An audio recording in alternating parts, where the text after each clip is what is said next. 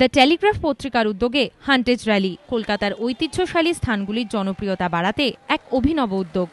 রবিবার সকালে হেস্টিংসের ordinance club থেকে এই র্যালি শুরু হয়। ১০০টি দলে ভাগ হয়ে র্যালিতে অংশ নেন ৪০০ প্রতিযোগী। ৩ ঘণ্টার মধ্যে বাবুঘাট, হাইকোর্ট, কফি হাউসের মতো শহরের ১০টি ঐতিহ্যশালী স্থান ছুঁয়ে প্রতিযোগিতা শেষ হয় নিউ টাউনের ইকো স্পেসে। বিজয়ী ৩টি দলের হাতে তুলে দেওয়া হয় পুরস্কার। আনন্দবাজার গোষ্ঠীর ম্যানেজিং ডিরেক্টর ডি পুরকায়স্থ জানিয়েছেন, অংশগ্রহণকারীদের কাছ থেকে ইতিবাচক সাড়া মিলেছে। উদ্দেশ্য একটা শহর জুড়ে একটা নতুন কিছু করা, এবং এই জন্য আমরা হেরিটেজটা নিয়েছি এজ এ থিম, এবং এটাতে এত আমরা ওভারওয়েলমড, আমরা তো এটাকে এখন প্রত্যেক বছর ইভেন্ট করব। Every year will do this. Rally ঘিরে প্রতিযোগীদের মধ্যেও উৎসাহ ছিল চোখে পড়ার মতো।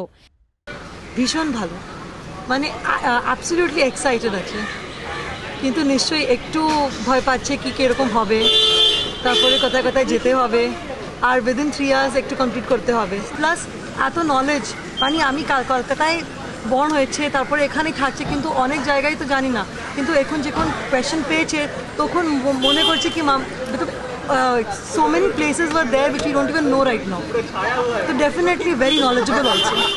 এদিনের র্যালিতে হাজির ছিলেন অভিনেত্রী গার্গী রায়চৌধুরীও। সমিত সেনগুপ্ত, পার্থপ্রতিম ঘোষ ও প্রবীর চক্রবর্তীর রিপোর্ট, এবিপি আনন্দ, কলকাতা।